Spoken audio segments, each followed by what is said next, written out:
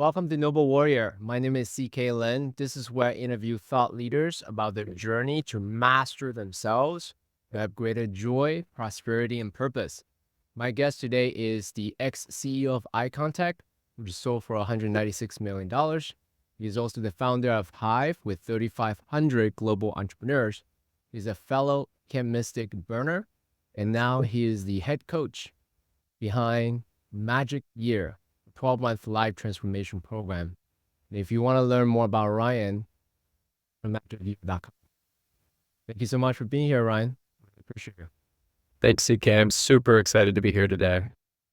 So before we begin, I want to first acknowledge you for introducing two great resources to me about living a purposeful life. I learned about the concept of Ikigai during my year with you at Hive, number 2. You also introduced to me the great work of your life by Stephen Cope, and he has since then been interviewed on Noble Warrior. Wonderful. I love his book, and I'm so happy to have you as part of the Hive community. So number one, let me just first say congratulations on finishing the book. I've been reading it. I'm about 3/4 way through. It's full of tools and frameworks and actionable tactics. It's also full of really vulnerable stories about your own struggles and how you overcame them. So as an opening question, what was the experience of putting? Well, I've got a copy here. So this is the book. You can see it's pretty thick, and it's a 500-page book. And CK, it's a book on everything that I wish my 25-year-old former self would have known. And I wrote it over the last year, but I've been researching and writing notes down for the last 12 years. And I'm 39. I just turned 39 this week. I live in Nosara, Costa Rica with my family. And I've spent the last 12 months living my own magic year, upgrading my own health and habits, and then taking everything that I've learned about living over the last 20 years and condensing it into a 500-page book and a 12-month course. So the whole point of it is to help people create lives that they absolutely love, where they wake up on Monday morning and it feels like a magic Monday instead of just another dreaded Monday. So that's what the book's about. And I'm sure we'll talk more about it, but I'm so excited to bring it to the world. So what was it like for you? Because for a lot of the authors, writing a book is like birthing a child. Like literally you're excavating, and shave away anything that's non-essential. So what was it like for you to go through the process of writing this book? Well, the book writing process is one of many internal struggles and journeys. I was living in Ubud, Bali, Indonesia last year in October when I started writing it. And I had a 2-month-old son. And at the time, my little baby boy, Apollo, was just a few months old. And I really was inspired to write a guide to living for him. And so the original premise of Magic Year was, the original working title was just Apollo's Guide. It was going to be a guide for my future teenage son, that maybe I'd give him someday on his 15th or 16th birthday. He's only 1 year old now, so, he still can't read, but soon. And someday I'd love to be able to give this book to him. So that was the inspiration. I began a massive upgrade journey in 2012 when my mom passed away from brain cancer. And that was the impetus to go on this last 12-year adventure to upgrade myself into a purpose-driven, healthy, happy, fully alive leader who is doing what I love, loving what I do every day, and helping others create lives they love. And that process has changed me from being a 27-year-old East Coast tech entrepreneur from North Carolina to a 39-year-old who lives in Costa Rica, lives in the tropical paradise, works 4 or 5 hours a day, and really loves what he does and is healthy, happy, and fully alive. So that's been the process. I worked about 2 to 3 hours a day, 6 days a week on the book. I'd wake up, go to the gym, do my cold plunge, do my sauna, and have my eggs, and green tea, and then I would start writing from about 9 a.m. to noon every day, and that would be Monday through Saturday, and that was a year of that. So that's how I got a 500-page book out, was 3 hours a day for a year. I mean, one of the things I was always impressed about you, in addition to our interactions, our social interactions, part of your program at Burning Man, all these different interactions, is your throughput. I actually knew about you, I think it was 2012 or 13, when you, I don't know if you do that these days, but you used to do these annual summary of everything that you learned. There was like hundreds and hundreds of pages in Yeah. PowerPoint slides and really summarizing everything. I was like, wow, this guy, has, massive throughput. So in terms of writing the book, was it very much like a purge process? You just kind of chisel into it, or you start out with a top-down approach, like a framework, and then Um, expound upon that? you're talking about the slide deck I did for my 30th birthday. It was called Lessons from My 20s. It was 1,300 slides. I published it in August 2014 on my 30th birthday, and that went viral on the internet. It got 7 million views, and Wow. my 40th birthday is coming up next year, and so for my 40th birthday, it was approaching, and I sort of figured that, as a man, by the time you get to 40, you sort of got to get your stuff figured out. And I like you and like everyone is a work in progress. And I really wanted, by the time I got to 40 years old, to not only have my own life in a good place, have my family in a good place, have my finances in a good place, have my purpose-driven work in a good place, but I also wanted to be able to have a gift that was tangible that I could just give to someone else and say, "You know what? Here's the philosophy in a book. Here's something I can give you for $20, and it's everything I've ever learned." And so instead of doing a slide deck for my 40th birthday, I decided to do a book. And so I started with the actual 1,300 slides that I had started with for lessons for my 20s, and then I added on. So that covered purpose, goals, habits, people, happiness, the first 6 topics in the book. And then I added on the last 6 topics in the book, which I'll just look here: health, money, community, love, sex, family, and awakening. And that was the stuff I learned in my 30s. And so I started with the framework of the 1,300 slide. Every day I would, turn the slide deck into written paragraph by paragraph content. And then once I was done with that, I've had about 250 pages, and that would have been enough to publish a book. But, I didn't want to publish a book of what I knew 10 years ago. I wanted to publish a book that had everything I'd learned in my 20s and 30s about being an achiever and being a seeker.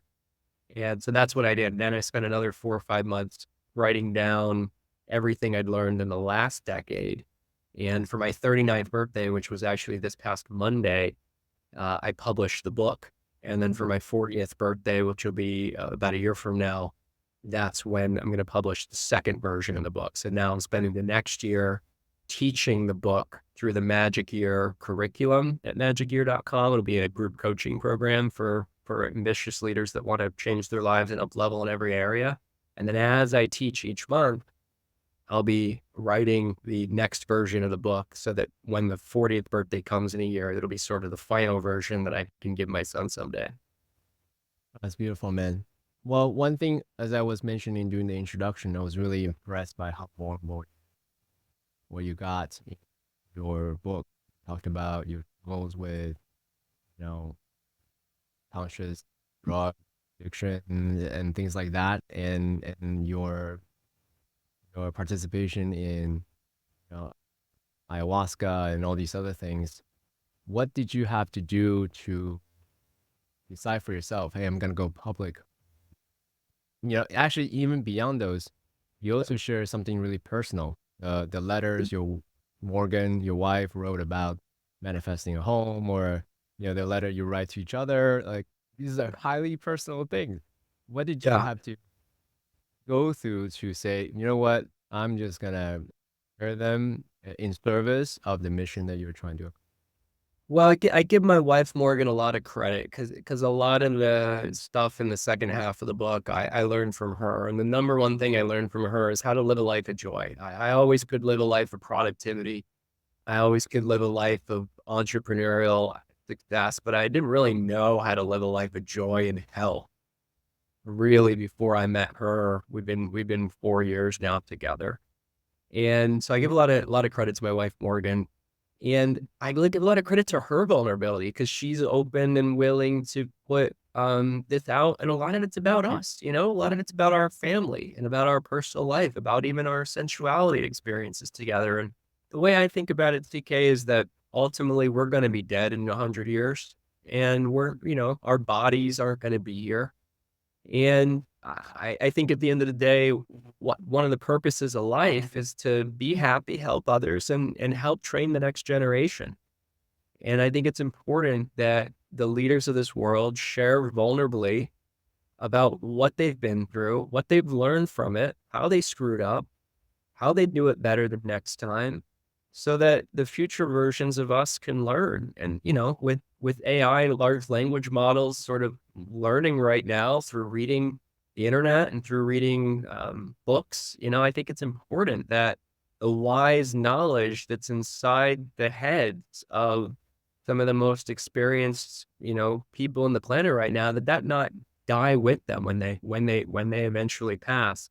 So I think it's a matter of transcendence of ego and a matter of recognizing we are first souls on a purpose to leave our knowledge behind so that the next generation can build something better. So that was the philosophy that I wrote the book in. So I'm gonna put on the hat of someone who may be a very accomplished person or practitioner. Their ego may be saying, I know it's gonna help people. I'll do it before I die. You know what? I still have some years in my life. I'm concerned about what people, my reputation, what other people think about me. It's too personal. I don't want to do it just now. So, what advice would you give to those who may be a little hesitant to be more personal? Well, look, everyone's not intending to be an author. Everyone's not intending to be someone that transforms people's lives. I am, and so, I would encourage people, whether it's in one-on-one conversations, mentor relationships, uh, public talks, to help the next generation learn and to be real about the internal struggles. People put on a facade too often. There's the real internal struggle, but then there's the facade of success. And what it causes is it causes people who are on the path of success, who are maybe 20, 25, 30, to not realize that it's okay to have challenge. It's okay to have struggle. It's okay to be unsure. That's normal. And frankly, I went through some challenges that had I had a good guide, I wouldn't have had to go through. I ended up, as I write in the book, using psilocybin and LSD from time to time for microdosing purposes when I lived in San Francisco, because that was what people did in the entrepreneurial community in 2015, 2016, 2017 in San Francisco as a way of accessing creativity. But one of the things that did to me was it actually caused the anxiety that I had to get worse. It didn't address the core symptom of the anxiety, which was a dysregulated central nervous system. And so I had to go through the process of over relying on plant medicines in some cases and conscious medicines and others to get through the daily existence of an entrepreneur when I could have simply done things like a cold plunge, lifting weight, sun exposure, things that I know now help reset your dopamine process. And so I want to get this knowledge out. A lot of people in certain elite biohacking circles, if you're in LA or if you're in Austin, people know what I'm talking about. This knowledge has been common knowledge for 5 or 10 years. But when you go to Tulsa, when you go to Wichita, when you go to, Raleigh, when you go to the heart of America, I tell you what, 99% of the people don't yet know a lot of the things that I've been fortunate to learn about health and wellness and presence and the purpose of suffering and how to live a joyous, loving life. And that's what I want to be. I want to be a bridge from the conscious communities of Bali and Costa Rica and Los Angeles and Austin and San Francisco to just the regular person so that we can show and demonstrate that there is a formula for living a life you love. And that's what I want to bring to the masses. I love that, man. I love what you said about the metaphor being a bridge. I think it's one thing to hear about some yogi talking about this in Bali, another to actually see someone who have accomplished so much and actually say, you know what, the path of productivity, let's just say, led me to a place of burnout. And here are some practices. You don't have to give up your desire for productivity. Here are some practices that you can take on to actually calm your nervous system, to live in more embodied life. I mean, that's the reason why I started No Warrior first place. So then we normalize this type of conversation. So I really appreciate what you said. Thank you. Um, okay. So can you maybe dive in? Okay, actually, so since you mentioned about a formula, okay. So personally, you know me, I love frameworks and mental models and actionable tactics because in my opinion, it's really important to be grounded and then practice, but right. But the way that you laid it out, right, it's a step-by-step program. The mind loves it. But it also implies that uh, fulfilling this magic year is a linear process. Can you say a little bit? I like to think of it as a spiral instead of a line. So it's almost like you're always constantly refining your purpose and goals and your habits in service of your deeper dharma and in service of your internal joy and wellness. And so it's not like a process that you do once and then you're done. But it is a process that if you do it the first time, it makes a big transformation and then makes it easier and easier to do it a second and third time. And so in the book, there's 111 action items. And I've done all 111, and I put a challenge out there since the book just launched last week that the first person who shows me evidence, photo evidence, and written evidence that they've accomplished all 111 action items of the book, they'll get a fully paid expense trip to Costa Rica for a week of in-person coaching with me. Because I want to put a challenge out there that anyone that actually does these 111 action items will have their life transformed in a huge way. And I'm talking about changes to their marriage, changes to their health, maybe lose 30 or 40 pounds like I have over the last year, being able to maybe change their job, start a new business that is in alignment with what they love. So we're in the business of making massive transformation. And there are 12 steps in the book. And I put them in the order that I think is going to be most beneficial to people. I start with helping people get clear on their purpose, which is what we do at Hive, which is helping people get clear on why they're alive in a single sentence, a single statement that allows them to be able to articulate to themselves and to others what they're here to do, what they're about for the next few years. And that often has a who, a what, and a where. So, I'm Ryan Allis, and I'm on this planet to create the world's most impactful personal transformation program that serves over 1 million people globally. Right. So that would be my purpose statement right now. Now I help people get clear on theirs. And then we help them with goals. Now you have the purpose. All right. Now we need the goal. And once you get the goals, now we need to actually put that into action. And that's where the habits come in. So that's the first 3 months of the course. That's the first 3 chapters of the book: purpose, goals, and habit. And then once you have that unlocked, then I look at hacking the relationships and people in your life. You're the average of the 10 people you spend the most time with.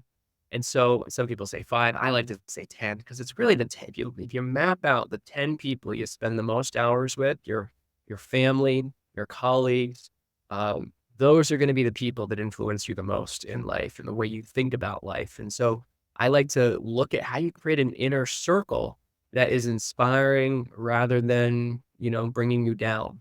And how do you find mentors that lift you up? And then we go after in the next part of the book. Month 5 is about happiness. Month 6 about health. And we just go through step by step by step by step. It's a 12-step formula. There's 12 steps in Alcoholics Anonymous. There's a lot of 12-step formulas out there for changing lives. And I wanted to create a 12-step process that anybody who was committed could get through within 12 months to truly change their life. So that's what we've done here. I love that. One of the things I also wanted to say is, I love your clarity of thought. Whenever I read your stuff, often we talk about these very esoteric, like purpose or joy. It's very easy to get into, very fluffy type of statements, which is fine. It's okay, right? Because ultimately these are ineffable phenomenon. It's really hard to articulate. But for you, whenever I read your writing, I don't know if you were a gifted writer to start off, or that you've been honing your craft over the years, but you were able to um, write very penetrative statements. Thank you. I appreciate it. Can you maybe share with us a little bit about how you got so good about writing? Yeah, I think it's just by doing it, to be honest. I wrote a book on entrepreneurship in 2008 called 0 to 1 Million.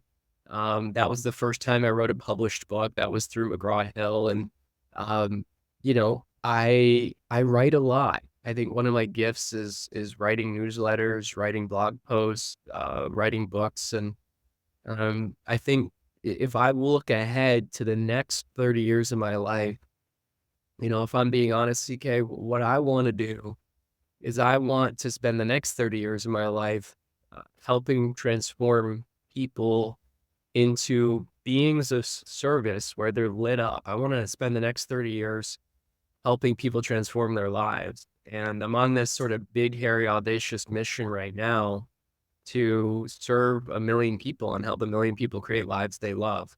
And I did that through Hive, and we got 3,500 leaders through the 3-day program. But then I realized, well, how am I going to get to 1 million? I can't do that 100 people at a time. I need to be able to use the internet to get to thousands of people at a time. So that's now what we're doing. We're doing these 90-minute designing your life master classes, which are free, where people find us through Facebook ads and Instagram ad. And then at the end of that, we tell them about the course, get them into the 12-month program. So that's going to allow us to get to 1 million people, which I'm excited about. So I don't know how I become a good writer other than, having a mom that taught me to read at a young age. And just finding the written word is a really fun way of communicating. I grew up as an only child, and I had a half brother, but he didn't live with us. And my dad was a minister and my mom was a social worker. And so I had a lot of time. I had a lot of time in my own head, and I created mental models. And when I got a computer at age 11, I loved it. And what I realized is that I could create an entire universe inside of my head. And I like writing, not 6 hours a day, but maybe 2 or 3 hours a day. I like writing because I can almost have an internal conversation with the different parts of my own psyche and my own soul, and then create a formula that can help other people. So it's my favorite form of communication. Oh, so speaking of writing, I'm curious about your personal process. Do you journal? What's kind of process you use as a journalist to have this productive dialogue between your higher self? I'm a very spiritually guided person, I would say. I'm a believer that we have multiple lives. I'm a believer in reincarnation. I've personally experienced evidence of reincarnation. I've had many family members have near-death experiences. Through 5-MeO, I've been able to, have near-death-like experiences. And and through ayahuasca, I saw a lot of things from past lives. And so for me personally, I'm here in this lifetime to help be a bridge between the old way of living and the new way of living. And interestingly, CK, I think the new way of living is actually, it's almost like going back to the ancient future. It's about living in community where your kids can be free range and run around and be mentored by other people in the community, sort of aunts and uncles everywhere who are really just friends, where safe, where there's food production nearby. That's the type of regenerative eco-village living that we're working on building here in Costa Rica that we're so passionate about and have always been passionate about. And what I want to do is I want to share through the book and the writing how people can create for themselves a new way of living where they're escaping the matrix, escaping the anxiety, escaping the stress, and realizing that life is really simple. It's about doing what you love with people you love. And if I can get that across in a 12-month program or a 500-page book, then I've done my job. Well, one thing, Ryan, again, I'm a fan of you, so I hope it doesn't come off as I'm just blowing smoke all the whole time. But I am a fan, so um, if I look at your what you laid out in the book, your resume effectively, it's clear that you're all about setting ambitious goals, declaring it publicly, and then put everything behind it, and then achieving them. And then if new goals or new inspiration comes, then you will, divert your full energy into that. So you mentioned that you are a spiritually guided person, right? So for someone who is achievement oriented, when they hear spiritually guiding, right, it seems to be a little bit of tension between the two. How do you find harmony between, yes, I set ambitious goals, and also you know, am receiving guidance from your higher self? So how do you strike that balance for you? Yeah, I think it's a factor of consistency. And one of the things I write in the book, CK, is the formula of success. Now, this is a formula I've made up, but it comes from a long lineage of writers like Napoleon Hill, Dale Carnegie, and many others who have written about similar things. I just encapsulated a lot of these ideas into a simple formula. And the formula of success is the following. It's four things. It's vision plus belief plus action plus consistency equals results. Vision plus belief plus action plus consistency equals results. That's the formula of success. I made that up about 9 months ago. And what I found is that's true in my own life. When I have a clear vision of what I want to accomplish, when I have a belief of the deeper purpose of why that matters in the world, and then I take massive action consistently toward making it happen, then God will move with me toward the realization, maybe not exactly what I thought I was going to create, but the realization of the impact in the world that comes from that consistent action that's driven through spirit and through vision. And so I think there's a misunderstanding of when I say spirit guided, I don't mean that I'm fluffy. I don't mean that I'm inconsistent. I don't mean that I'm not going to show up on time. I don't mean that I'm not going to follow through. I got enough East Coast landmarky Harvard Business School training in me to show up on time 99% of the time and follow through 99% of the time. What I do mean by that is that I'm possessed with an obsession to create positive impact in the world. And that comes probably from my higher self that sent me here to come back this time around to do something that was meaningful and bigger than myself.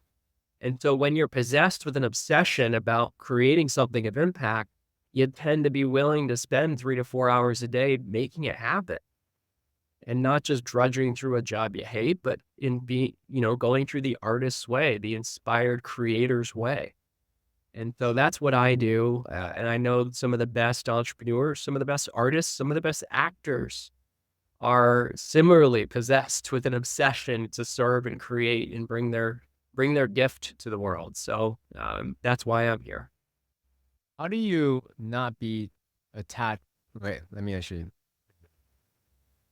Goal setting by itself means you're committed to a goal, right? Especially if you made it public, and especially after you have invested all your life energy, your resources, everything you got in there. How do you continue to remain open or perhaps a divine inspiration that guides you in a different direction? How do you balance that? Because it's very easy to say, you know what, there's a huge sunk cost that I've invested so far. I have to see it through, or whatever this divine inspiration idea that I just got. And probably I'm gonna, you know, be attached to this thing that my mind and my actions have put forth. How do you make sure that you don't become too attached? Yeah, I think I choose my goals very carefully.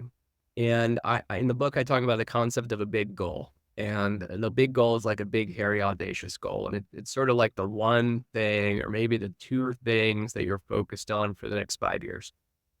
And I always put that big goal on a wristband. I write about this in the book, and now I've got two wristbands on right now. I'll show them to you here on my wrist, and you can see one of them. It says 1 million books sold. You can see that right there, 1 million books sold.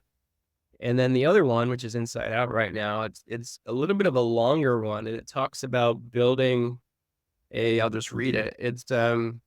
It says on this white one, to build a free range global living community of inspiring families. It says it right there. And so I keep those two on my wrist. They're very different goals. One is a goal that's about selling a certain number of books. It's a very quantitative goal. And then the other goal is about the way that I want to live with my family and to create a new way of living that eventually can be spread as a model for other towns and communities and villages around the world with presence and joy and play and connection. So I choose these goals very thoughtfully. I have a 1M tattoo on my back, and that means that I want to not only sell 1 million copies of the book, but I want to bring this course to 1 million people and help 1 million people design lives they love. And so you have to be very thoughtful about the goals you have. And for me, I'm going to keep this wristband on until I achieve it. And I don't know how long it's going to take. I'm expecting it's going to take about 10 years to sell 1 million copies of the book. But that could happen in 2 years, or it could happen in 20. I don't know. I've sold 770 copies of the book so far in launch week. So it's a good week. If we keep up that pace, I think it'll take me 40 years. But we'll get there, we'll get there. And so that's what I'm excited about, is coming up with goals that are simple, not 25 goals, because you're going to change your goals, but just one or two big goals that you keep with you. And am I open to these changing? Sure. Like life happens, you learn things. But I do expect that I'll keep these wristbands on my wrist until either I achieve these goals or I get a really clear message from my higher self that, maybe it's time for a new thing, a new goal that will motivate me. Okay, I want to double click on that just for a second. I don't want to belabor this, but I think it's important, right? As a very intelligent person, as a very smart person, as a very creative person, we have no shortage of good ideas, right? So how do you then filter it out? So then this is the thing I'm going after. This is the thing I'm willing to have ownership, total commitment, whatever it takes to see it through. Can you maybe share with the maybe is a mental process, or is it like a visceral experience? That would be very helpful. Sure. Here's the double click on it. So on January 1st, 2020, I was in Ubud, Bali, and I got a very clear message that day was the first day of the 2020s. That day I needed to get a tattoo on my back. Now I only have 2 tattoos. I'm not a hugely tatted up person. I have a tattoo of Africa I got in 2010 because I had gone a lot and I loved a lot of time in Eastern Africa. And then I have a tattoo of 1M on my back. And I wasn't exactly sure what the number 1 million meant. I knew it was a number. I knew it was 1 million people, but I didn't know 1 million people to come through Hive, 1 million people to buy the book, 1 million people to go through the course, 1 million people to live in intentional communities that I helped design. Like, I wasn't quite sure what it was, but I knew that I needed to get that 1M. And then I knew that it was a decade-long goal. And so originally I thought that 1M was going to be get 1 million people through the Hive, designing your life curriculum. And then I realized, okay, I'm now going to take that Hive designing your life curriculum, and instead of doing it in person, which is hard to scale, I'm going to do it through the internet. I'm going to do it through these, webinars, live webinars, recorded webinars. And I think I can get 1 million people that way. And so that's now what it's become. And so I think the key is finding a metric, finding a KPI that is in alignment with your purpose, that allows you to get your message out there. I mean, for me, I'm an author, I'm a writer, I'm a personal growth transformational coach. And I'm here to help shift human culture. I'm a culture hacker. And I always knew that if I could get my message out to a million people, a million people is not that many in a world of, we have 8,000 million people in the world. That's 8 billion people right now. So that's 1/8,000th of the world. But if I could get my message out to 1/8,000th of the world, I felt like there would be enough people that I could make a positive shift in society. And I've already mentioned this, but what I'm trying to do is help pioneer with my wife and friends here in Nosara, Costa Rica, a new way of living that is out of anxiety, out of stress, out of anxiousness, out of disconnection, out of loneliness, out of war. It is instead a way of living based on presence and play and connection and joy and happiness, and where we all take care of each other's children as they grow up. And so that's the new way of living. That's what I'm trying to communicate. But before we could build these pods of transformational people living together and helping create a new sort of a neo-modern way of recreating the village, I needed to help transform my own body, my own mind, and de, remove myself from the American matrix, which has a very sort of uh, non-tribal nuclear family, sort of live in the suburbs in your own home and stick to yourself type of mindset that came out after World War II as we moved away from the village and into very large cities. And so that's what I'm trying to do. And we needed to have a book that helped people upgrade themselves to get ready to sort of move it back into these neo-tribal villages that we're in the process of building. So that's a little bit of the longer answer. So if you can tie the long-term goals, the thing that's not going to shift, the thing that your spirit tells you every time you do a Vipassana, every time you take ayahuasca, every time you take psilocybin, every time you go to Burning Man and it's 3 a.m. and you're walking through the desert by yourself, every time your spirit's probably telling you, this is why you're here this time around. If you don't know what I'm talking about, then maybe try a Vipassana, try some ayahuasca, try some psilocybin, go to Burning Man, go to a vision, and then you'll know what I'm talking about. But eventually your spirit will start talking to you. And if you align a short-term goal, even if it's a 5 or 10-year goal, toward making progress toward the 20, 30, 50-year goal, then that's when you have life alignment. I love that. I appreciate the expanded answer on that. So we talked a lot about vision. Let's move to maybe belief, right? In your book, one of the principles that you're teaching is cultivating self-compassion. You said letting go of perfectionism, especially for so the question I have for you is this. For hyperachievers, the inner critic is really loud. I've experienced that personally. I'm a recovering hyperachiever. How have you found ways to neutralize critic whenever it shows up? How do you cultivate this self-compassion? Yeah, I mean, look, the inner critic is still there in me. I put myself out there this week. We have between all of our newsletters, we've got about 250,000 people that are part of our email lists. And I let them know on Tuesday about the book, and so I send an email to 250,000 people being like, hey, I've got a new book. Come check it out.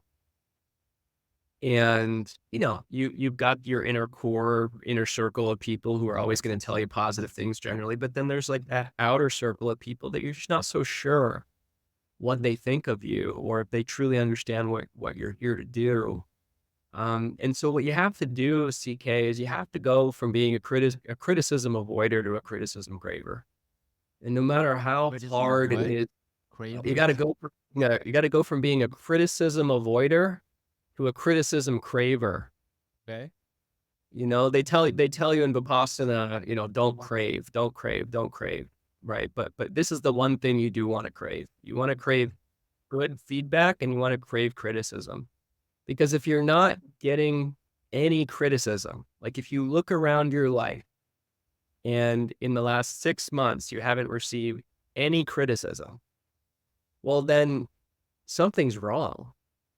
You're playing small. If you're not getting criticized, then you're playing small. Look, I mean, even, look at the most popular president of the last 15 years. It was Barack Obama. At one point, he had a 54% approval rating, right? The most popular president of the last 15 years, at least according to the numbers, was 54% approval rate. That means 46% of people didn't like him, right? And so even the most popular people are polarizing. And what's helpful is if you're going to get your message out, you got to be a little polarizing and a little controversial. And you got to be willing to crave criticism and realize it's not about you, right? If what you were doing didn't strike a chord or didn't matter, then no one would be saying anything. They would be ignoring you or not noticing you.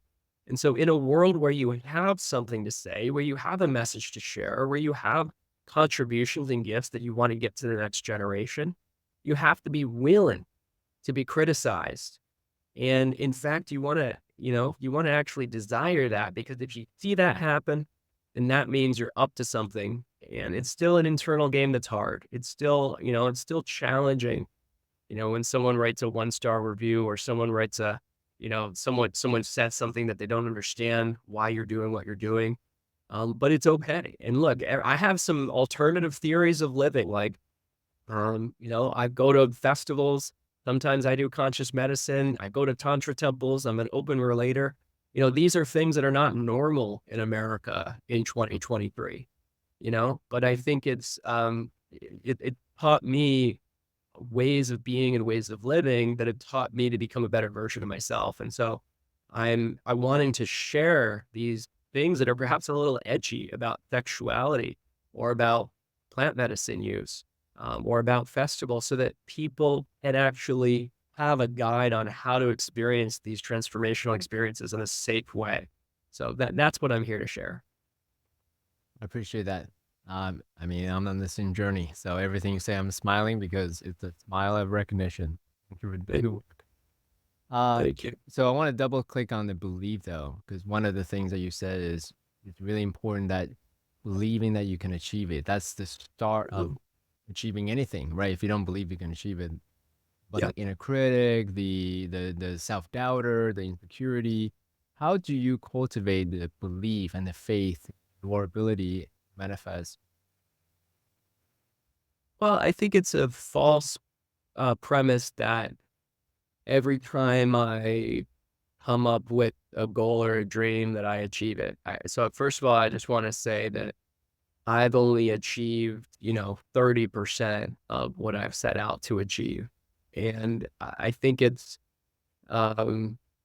it's important to recognize that, that my career, from the outside, was marked by a 10-year software company, iContact, that we sold in 2012, and had a 9-figure exit and had a really good success. Since then, now this is 11 years ago that happened. I've been trying to find a scalable business model that would allow me as an entrepreneur to be able to build a company to that size again. We got to 50 million a year in sales, 300 employees.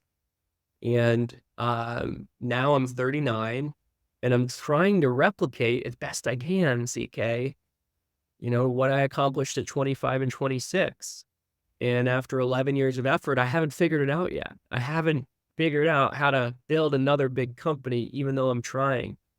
And, I don't know why that is, but I have some thoughts. And I think, honestly, while my focus and specialty from age 18 to 27 was building a marketing software company, and that was my dharma to do in that moment, I think right now what my dharma is to build a personal transformation company. And frankly, there aren't that many 300 employee personal transformation companies. I mean, you can say maybe, Tony Robbins, Anthony Robbins International, and maybe Mind Valley are probably the only two that are that size or bigger. And maybe you could say Landmark as well, if you sort of combine all of the different employees in all their different centers, and so I think what I'm trying to do over the next 30, 40 years is to do what Tony Robbins, Werner Erhard at Landmark, and Vishen Lakhiani at Mind Valley have done the last 20 years, last 30 years, last 40 years, and then build the next generation personal transformation company. And that might take the rest of my life to do it, but I'm excited to be on this journey. And the belief in me, I think that's the hard thing to hack, and that's why you're asking this question. I think the belief is needs to be that over the next 30 or 40 years, I'm going to figure out a way to do it. Yeah. And it, And right, you know, and right, I'm actually asking you that question very specific. We have a lot of, dreamers, aspiring entrepreneurs, first-time entrepreneurs are on this journey of building something that's highly impactful, highly transformative for, human beings in the world, and they haven't had, successful exit that you had. So the fact that you're opening up what you're going through right now, I think is very helpful. Number one, so that way they don't feel that they're alone. Like, oh, I don't know how I can do this, right? So that's yeah, two. If you don't mind getting perhaps a little tactical about how you reinforce that, because there are some schools of thought that reinforce one's belief system. One could be, hey, let's look at my past success. If I have done this in the past, therefore the second time I do it, I could do it, right? Another way to do it could be, there's a lot of affirmations. Another way to do it could be just a lot of prayers. So you don't mind getting a little bit more technical of how you, overcome the doubt, the insecurity, and still moving forward powerfully. That would be anyone, myself included. And so I'm asking that question. yeah, I think the answer lies in taking a little bit of pressure off yourself. I think there's an over intensity that is taught in the American school of success that if you just push harder, work more, do more, execute more, that then you'll succeed. And I think the reality is that if you hold the bigger vision, let's just say, if you're listening to this right now out there, really take the time to do the inner work to come up with what is your 30-year vision, right? And then if you hold that relatively constant, you can evolve it a little bit as you grow and learn more, but hold that relatively constant. It's been constant for me for 10 years. As long as you've known me, it's to build a personal transformation organization that helps bring people into a new way of living. So that's what I've been working on for 10 years. That's what I want to keep working on for the next 30. So if you can get clear on that 30-year vision and then take consistent action daily or building that vision, right? And then here's the hard part. Here's the koan. Here's the thing that's hard to understand. Then you have to can take consistent action while being unattached to the results. And if you keep doing the same thing consistently for 10 years, I've never seen a single person who's been consistent at doing something with quality for 10 years and it not succeeded. Maybe it succeeded in a way that was different than their original thought or intention, but there's this guy, Zach Polgrub, that every day on Instagram, he posts a motivational animation. And he's been doing it for a couple of years. And he's like, I'm just going to do this every day for 10 years and see what happens. Zach Polgrub. And guy's got like 800,000 followers now, and it's starting to, scale infinitely. And he's 2 years into this 10-year experiment. And so what I would say is create a 10-year experiment. What are you willing to do 5 times a week or 5 days a week for 10 years? And if you do that, it can be a 30-minute thing that you do as a side hustle. But if you just do one thing consistently that's in alignment with your bigger vision for 10 straight years, you'll break through and become one of the best in the world at doing that, at giving that particular gift. So that's what I'm working through, and I'm figuring out, what is my one thing that I want to do every day for the next 10 years. And so far it's been what I started on my birthday on Monday a few days ago was every single day I want to have a designing your life webinar on how to create a purpose and goals in a one-page life plan. And I did that webinar on Tuesday live, and now I've got a recorded version of it automatically playing 7 days a week with about 100 people showing up to each one. And if I keep doing that, I'll get to my million people pretty quickly. And it'll keep scaling. So that's my one thing. I want to, post a blog post and a video from the book every day for the next year. I want to do a recorded webinar on designing your life every day for the next year. And if I do if I do both of those things, I think we're going to have a very impactful company. Man, I'm inspired. Thank you for sharing what you're up to. Um, I just got chilled. So thank you very much for, I receive your transmission, is what I'm trying to say. So thank Thank you. Thank you. you. So let's actually talk about discipline. Right? We had talked earlier about being spiritually guided and, allowing our faith, our, relationship to God, whatever the case may be for whoever is listening, right, to guide our macro direction. And we're also talking about being on the ground, being disciplined daily for 10 years, whatever the thing is. How do you, what does it look like to you? Does it look like, Jocko Willink, waking up at 4 a.m. every day, take a picture of his wad, on Instagram, that's it? Or super rigid? Or is it more flexible of like, I'm going to do this once a day, but I'm not going to pin myself to a time box? Or is it somewhere in the middle somewhere? What's your relationship to disciplining?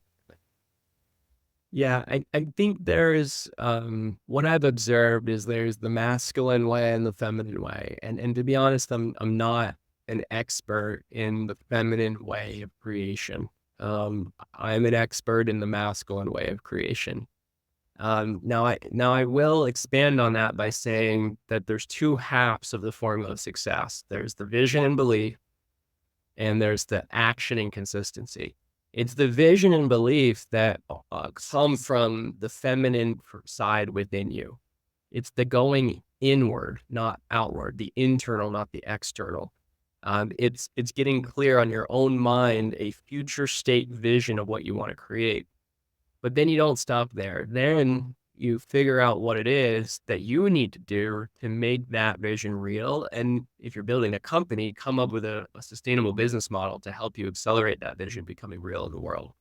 And so that's where that massive action and the radical consistency come in. And I've been blessed at learning how to get myself addicted to good things.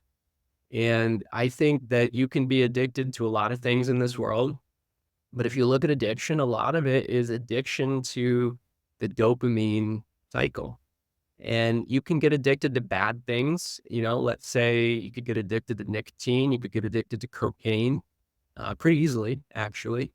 And if you were to do cocaine once a day for 5 days, it would be darn hard to stop on the sixth day. Because what it's doing is it's activating your dopamine, and you get 2.5 times your normal dopamine within 9 minutes of taking a cocaine hit. And so that's why it's dangerous, because it's not good for you and it requires more and more and more and more. And then you have a crash. Now, or you could do something else and you could get addicted to a good thing. So let's contrast cocaine with a cold plunge. Okay. Now, a cold plunge costs $3, cocaine costs 30. So it's much cheaper to do a cold plunge. I'll tell you that. And what you want to do is you want to get in a nice bath for 3 minutes, about 45 degrees once a day, 7 days a week. And that's what I do. You can have one at your home. You can do it at a nearby place like we have in Nosara that I do.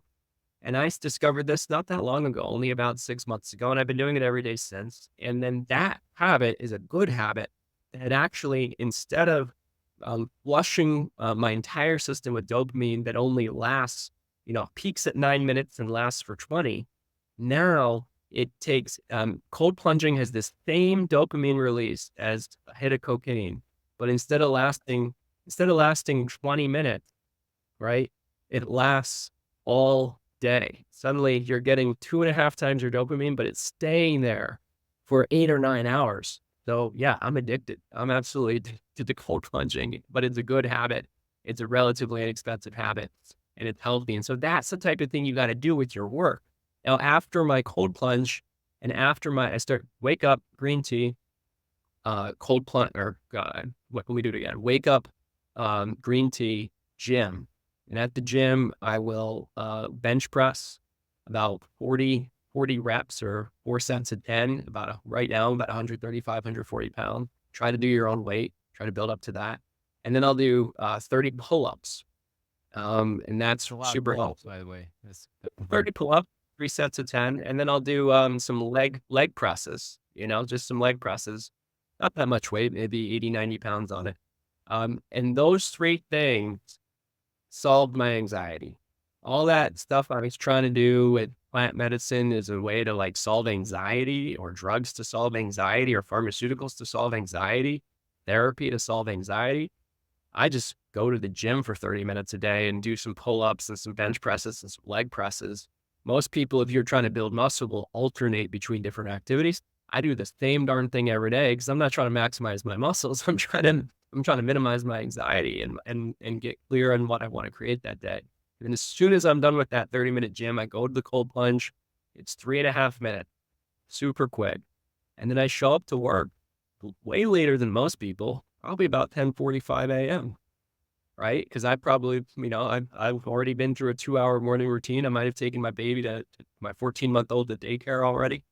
But I've done my morning routine, and now from 11 to 3, CK, every day I'm working. I'm focused. I eat my lunch at my desk, and I'm from 11 to 3. I got 4 hours of focused productivity, and I can do more in 4 hours of focused productivity than most people can do in 12 or 15 hours of unfocused productivity. So I'm working 20 hours a week, and I'm happier than ever, and I'm getting more done than most people who work 60 hours a week. yeah. As a fellow Stephen Kotler would say, flow junkie, I Yeah, appreciate what you said. Thank you. Uh, but I want to bring it back to the question I asked you, right? How rigid are you to the start time? Right? Some people, Robin, very rigid. he's Very super rigid. rigid. 9 o'clock, these things happen. I don't eat sugar. Da da da. He doesn't deviate from his point at all. Yeah, super rigid. You're rigid about that. Super rigid, but not. I don't hold it with intensity. Like if I want a cookie, or if I want sweet potato fries with ketchup, like then I'll have a cookie. I'll have sweet potato fries with ketchup. Like it's not a big deal. I'll only do that once or twice a week, but it's not a big deal if and when I do that. But for me, what I found is I'm a creature of habit, and so if it's so much harder to go to the gym 4 days a week than 7 days a week. Because when you go to the gym 4 days a week, you don't know freaking which days you're going to go. And then you get in this debate about yourself every morning at 7:30 about whether today is the day or today's the off day. If you just go 7 days a week and you create a 7-day-a-week habit, then you just do the same thing. So I have two operating plans. I have weekday and I have weekday. And Monday through Friday, I'm 9 to 11. That's my morning routine. 11 to 3 is my work, and 3:30 to 7 is family time and friend time. And then on the weekends, then I do the morning routine, but then instead of going to work, I just hang out with my family and friends in the afternoons. And so because I have the same exact pattern from 8 a.m. to 11 a.m., 7 days a week, my life works and it's easy. Yeah, I'm very much like you. I try to do 3 days a week, then my mind would start to negotiate. Today I don't feel like it. I'm not motivated. I got this busy thing, urgent thing that I gotta take care of. And before you know it, goes to zero. Yeah. Like you, I do it every day. I started doing a 30-day yoga practice. Today is day 13, and it's been great. I really enjoy. I really appreciate what you. Yeah, I love that, and that's not for everybody, but it's what works for me. That's right. Right. Whatever we're saying here, it's not a one size fits all. Ultimately, here on Noble Warrior, we talk about different mental model strategy, and this one, that. I know the listeners know this. I know Ryan knows that we're not prescribing anything. We're just like, here's the thing, you might want to give it a shot. Try it out for Yep. yourself through direct experience, and if it's for you. Yeah, the last thing I'll say on that is everyone should have a morning routine, and if you haven't yet designed your morning routine, you absolutely should. Whether it's reading Robin Sharma's The 5 a.m. Club. I don't personally want to wake up at 5 a.m. Because I like to wake up at 8 a.m. But that's okay. But either way, once you have your morning routine and you get it locked in, your entire life transforms. Well, I want to segue to what you said about the why. what you said on this about the simple life is uncomplicated life without lots of possessions or things that hold you back, where you focus on optimizing time spent creating meaningful things with people you love. So, question for you, Ryan. You have had success, you have money, right? So, would you say, so here's a question I have for you, say that you now appreciate the simpler life because you've gone through having a lot of stuff and now, you're able to, find the joy in the simple things? Do you think that applies to everyone, or people can just kind of skip that phase and just say, you know what? I don't need the excess stuff, relationships, networking event, hopping on with so and so. What do you Yeah. think?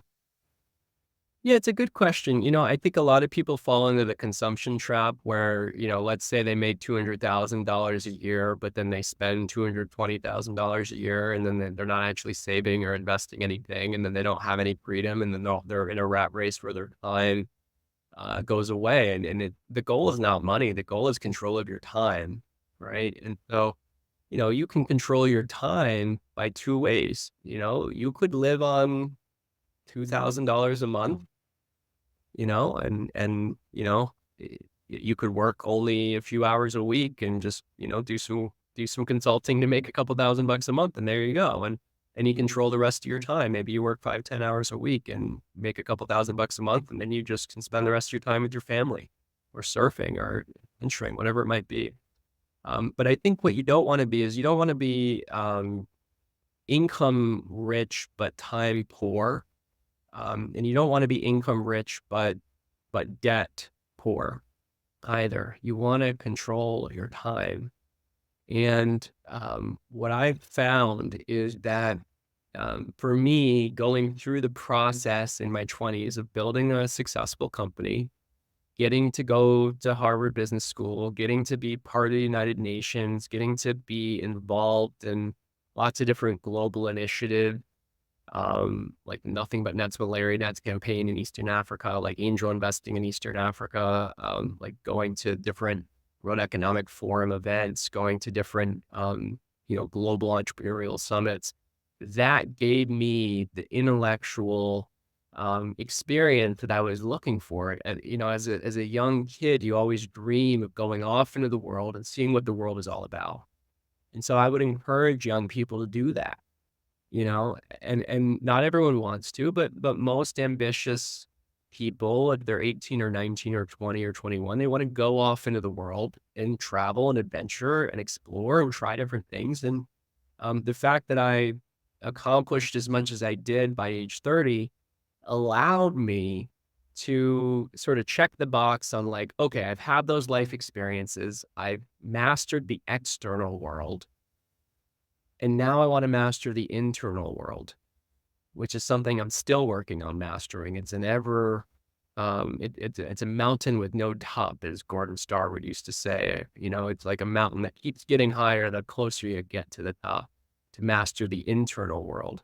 And I think that's where the real juice is once you've been able to go through the experience of going up the ladder of the external world. Because eventually you realize that the satisfaction and inner happiness and optimal health that you're really looking for is not at a $20 million bank account, not at Davos, it's not at, the heights of what some people perceive as material success. It's not in the boardrooms of Manhattan. It's in your heart and in your soul that exists inside of you. And you can discover that much more quickly. Instead of a 12-year process of going after a ladder. You can discover that through a 10-day Vipassana. You can discover that through a 3-day ayahuasca ceremony in Peru or in Costa Rica.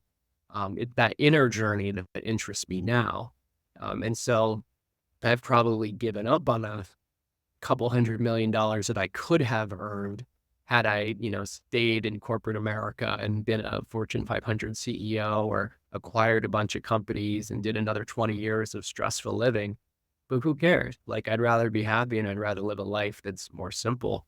And, 2 years ago, I sort of lost my way a little bit. I was consulting with a couple crypto hedge funds, and I was earning $600,000 a year, but I was working really hard. I was working too much. I was showing up to 9 a.m. meetings that, I couldn't do my morning routine in. And then Morgan got pregnant, my wife, and we got stressed and I gained 35 pounds. I call it the pregnant dad belly. I got a pregnant dad belly, went from 150 to 195 pounds in a year, making those midnight roast beef wraps with mayonnaise for her, and made one for myself too. And then when my son got born in June 2022, I was like, wow, I got to take myself on. I can't be doing stuff I don't love to make $600,000 consulting. I need to reduce my monthly expenses. So we reduced our monthly expenses as a family from the crazy level that they were, which was about 40,000 a month, to now a more manageable $15,000 a month, which is still a lot, but it's much more manageable, and I don't have any stress around it now, which is the key. And so what I would tell young people is, keep your monthly recurring living expenses, 1/3 of your after-tax income. If you can make $10,000 after taxes and spend 3,000, you're good. 'Cause then you can, save 5, 6, $7,000 and actually create through your investments a passive cash flow engine that allows you to fully be in control of your time. I love how we're talking about very conceptual things, and we're also talking about very. That's actually one thing I love about the book. Very actionable, very tactical. What was I gonna say? Oh, so since we're talking about money, let's talk about geo arbitrage. Part of your Yeah. book is teaching people how to create a cash generating machine. That Yep. way they can generate the kind of financial freedom they want. Geo arbitrage was made popular by Tim Ferriss, which you quoted quite a bit in your book. Who also came to Hit Mystic 2018. It was my neighbor, by the way. It was right across from me. So it was interesting to interact with. Knowing what you know today, and also you've traveled all over the world to minimize your monthly. Share with a little bit about what that looks like for someone who is working 9 to 5, maybe an executive somewhere, and they're trying to make that shift to the Uh, time abundance, time wealth that you talked about. well, the key is to make sure that if you are an employee, that you have a remote work job, just period. And this is what Tim Ferriss pioneered in 2007 when he wrote the 4 Hour Work Week. And at the time, it was novel. He had templates for emailing your boss to get the right to work globally. Now it's more normal. About 30% of white collar jobs in America are remote now. And I think one of the great side benefits, or silver linings, if you will, of COVID was that it became normal for professionals to work remotely, at least a few days a week, and certainly over the summertime. And I've been working remotely 100% since 2015, and it's been nice. I can work wherever I am on a laptop.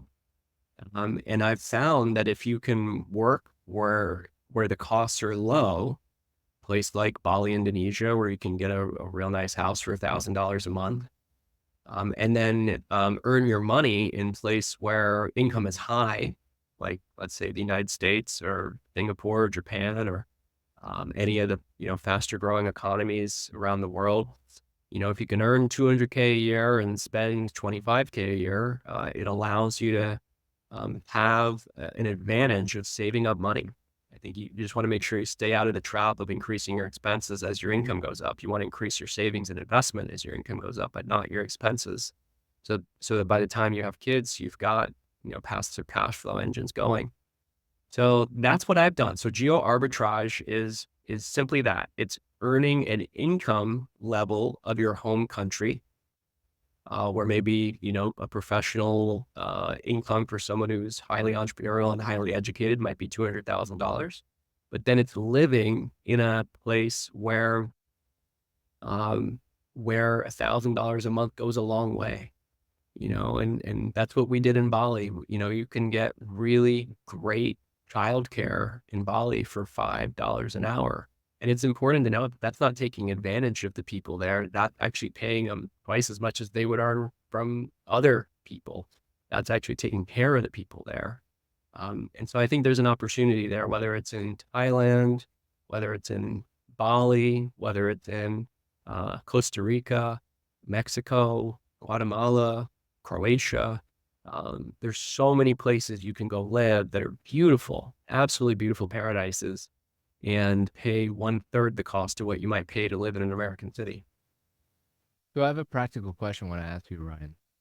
So let's say, well, I live in Southern California, as you know. My family, my friends are here, and yes, Bali sounds awesome. That sounds awesome, hey, Ryan, or wherever, right? But my support system's here. So how do I, manage that transition? What you are saying sounds awesome. I don't Yeah, whoever, right, that I really want to see. So can you help there? yeah. I mean, these are important factors. Like one of the reasons why we're in Costa Rica is because it's in the Western Hemisphere, and Morgan's, my wife's parents, live in Seattle, and to get from Seattle to Costa Rica, it's a lot quicker than getting from Seattle to Bali.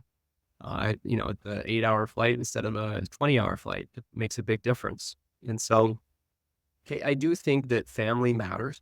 And I do think family should be a consideration and a factor of where you choose to live. And frankly, I think having grandparents live near you and having your parents live near you and your future kids perhaps is a very important thing for the passing of the generational torch and the knowledge transfer. And so we're hoping to get Morgan parents, to come down here to Costa Rica and spend a lot of time down here. So that is important. But I think it's important to look at this definition of support system. You said your parents and your friends live in Orange County, and that's true. But if you spent more time in Nosara or Canggu or Ubud or Koh Phangan or Chiang Mai, some of these, conscious communities around the world, you develop a support system there, and being able to find whether it's romantic partnerships or great friendships or a brotherhood of men, or the ability to do your work remotely, to be able to do that, I think is important to being able to know that you could support yourself and thrive in any community where there's inspiring people. And so that's what I encourage people to do. Get out of the community. And you might love where you are, but a lot of people don't love where they are.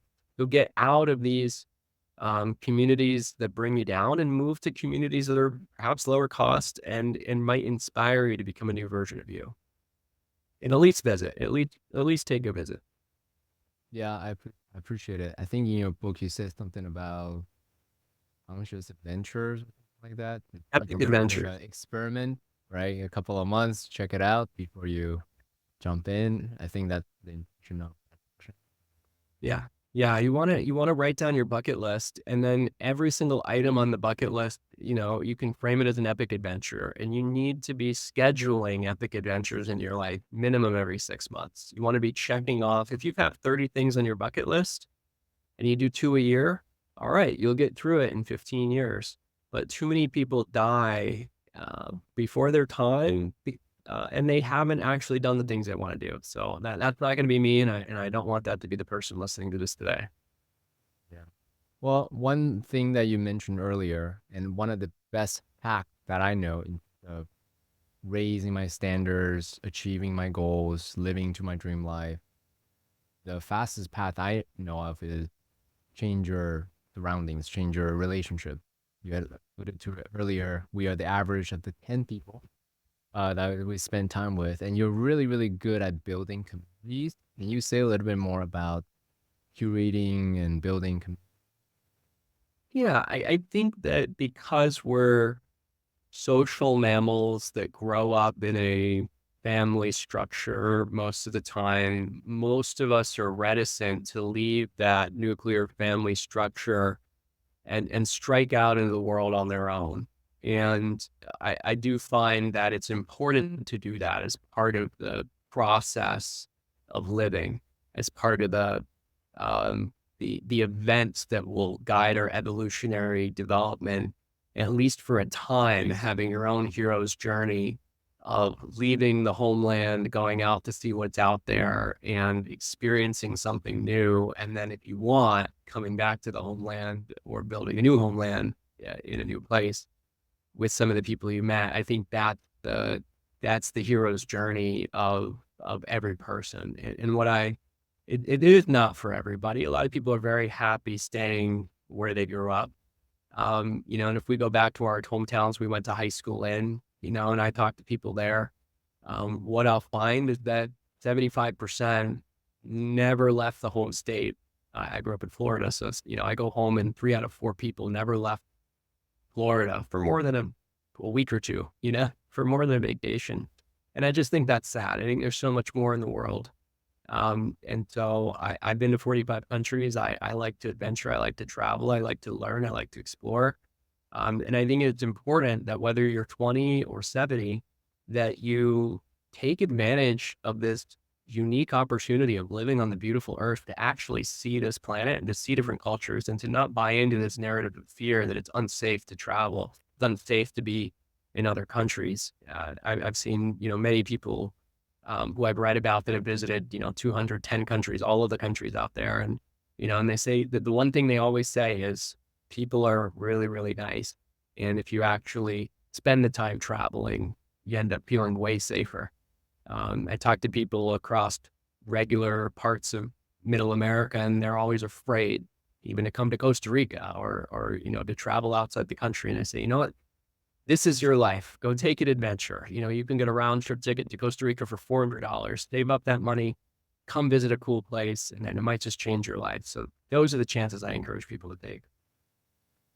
And that mindset, what I'm hearing is the world is a safe place.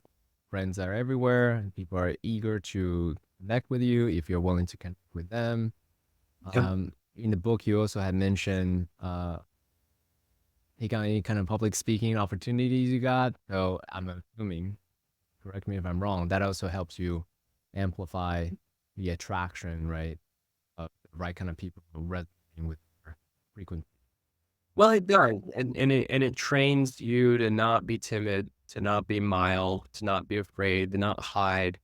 I was scared of public speaking when I was 17. I ran for president of my service club, Key Club in high school in Florida, and my knees knocked, and I was super scared. And so I said to myself, you know what? I'm going to do 100 public talks over the next 2 years, and I'm going to get over this. And then at age 18 and 19, I went on a tour. I was an entrepreneur at the time, tech entrepreneur. I went on a tour to 100 colleges called the Extreme Entrepreneur Tour with my friend Michael Simmons. And, we gave 100 speeches over the next few years. And because of that, I got over my fear of other people's judgment. I got over my fear of what other people think. And I just decided I was going to be myself and live a wild, unfiltered life of doing what I love and loving what I do, and hopefully inspiring others to do the same. I love that, man. I've been doing this since high school. No wonder you get so good. Reps, right? The rep. What, 20 years now, 20 years of experience. Cool, man. I know that we're coming up on time. Is there anything that I should be asking, but I didn't ask you? Yeah, I think you've done a great job today. It's been intellectually engaging. I do want to say that there's an opportunity for the people that are listening and watching to this around the world to join the Magic Year course. It's a 12-month program kicking off in September, and it's going to be me personally coaching all of the members. We do a group coaching call once a month to go through the Magic Year curriculum, and it's super affordable. It's about $249 a month. And so it's not crazy priced. And, it's something that almost anyone really that wants to be committed to life transformation could afford. And we'd love to have you in it. We'd love to have anyone listening in it. And it's at magicyear.com. And we will go through an entire 360-degree life transformation process. So if you're ready to take yourself on in every single area, the ones we've talked about today, plus money, entrepreneurship, community, sexuality, health, family, awakening, habits, goals, purpose, like this is the sort of thing that I've spent the last 15 years preparing to do. And I can't wait to do it. Ryan, let me just take a moment to acknowledge you. I really appreciate how you show up in private conversations, in public conversations, and the artifact the PowerPoint slides or just it out. For anyone watching, it's very obvious that Ryan's poured his heart and soul into this thing with a sincere, earnest effort to support you to live a magical year. So for those of you watching, I really highly recommend it. Thank you so much for being here on Noble Warrior, Ryan. Thank you so much, CK. Everyone check out the Magic Year book and magicyear.com. I so appreciate all of you listening around the world, and just go out there and be kind, do what you love what you do. That's my final message for today.